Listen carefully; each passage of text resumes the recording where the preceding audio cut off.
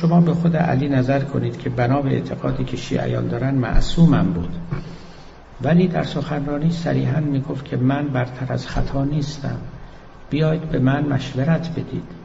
فلا تکفوا عن مشورة بعدل او مقولة بحق فانی فی نفسی لست بفوق ان اخطئ.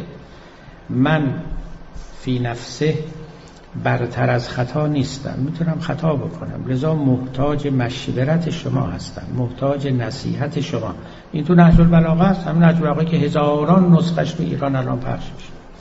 وقتی که از یه پیشوای دینی یا از هر کسی، از هر حکیمی، فیلسوفی، هر کی یه سخنی آمد بدون اینکه دلیلی همراهش باشه، برای شما استدلال نکرد، خب اگر شما اون مقام رو قبول دارید، خب قبول میکنید دیگه. مثلا فرض کنید پیامبر گفت شما نماز صبح 2 رکعت بخونید، دلیلم نیاورد که برای چی میگم داره، گفت همینه، حکمش اینه، خدا گفته و بخونید. خب ما اگر اون رو به پیامبری قبول داریم، خب البته امرش رو هم مطاع میدانیم و معتقدیم یه چیزی هست بالاخره، ولو اینکه او نگوید و ما ندانیم، لذا اطاعت میکنیم.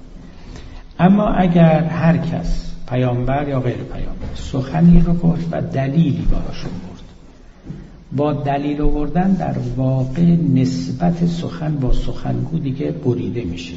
یعنی دیگه شما مستقل از گوینده سخن میتونید به اون سخن نظر کنید و بعد دلیلش رو هم ببینید.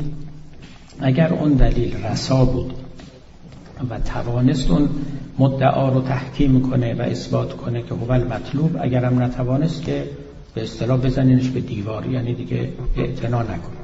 حالا ببینید این سخنی که از علی علیه السلام نقل شده، بعض از اهل سنت از پیامبر نقل کرده، این سخنان متضمن دلائل است. یعنی فقط گفته نشده که زنان این چنینن بشنوید و یاد بگیرید، اینطوری نیست. گفته شده زنها ایمانشون ناقصه چون چند روز رو در طول ماه نماز نمیخوانند یا روزه نمیگیرند.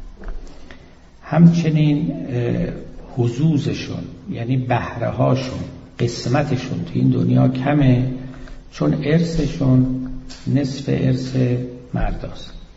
همچنین عقلشون کمه چون شهادت 2 زن برابر شهادت 1 مرد است.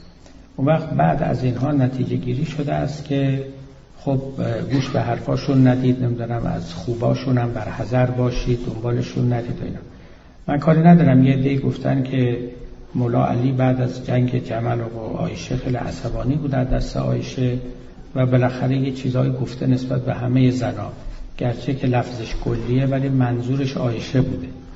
خب اگر کسی امام علی رو معصوم بدانه نباید این حرفا رو بزنه، مگر اینکه خب بگه نه یه آدمی بوده، خب اونم یه وقت احساسات بهش غلبه میکرده، چیزی میگفت، حالا خیلی جدی نباید گرفت.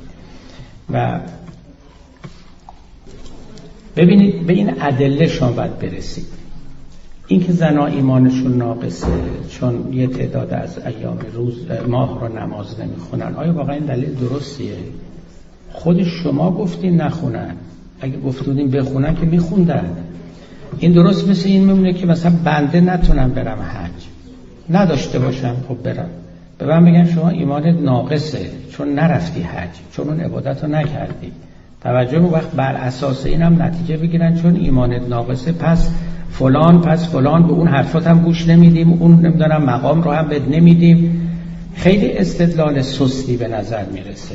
یعنی به همین دلیل من معتقدم که این سخن حالا دلیلش چی بوده، یا امام شوخی کرده یا عصبانی شده یا چیز دیگه بوده که ما نمیدونیم، ولی توی این خود کلام دلیلی وجود داره که این دلیل استواری نیست حقیقتش. و چون اون سخن، اون مدعا بر این دلیل سوار شده، وقتی این دلیل سسته اون مدعا هم چی میشه؟ فرو میریزه دیگه، شما نباید گوش بدید، یعنی اهمیتی نداره.